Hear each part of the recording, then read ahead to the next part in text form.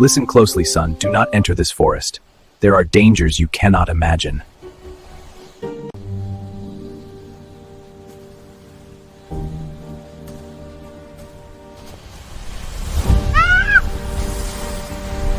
Scared and heartbroken, please, will you help me?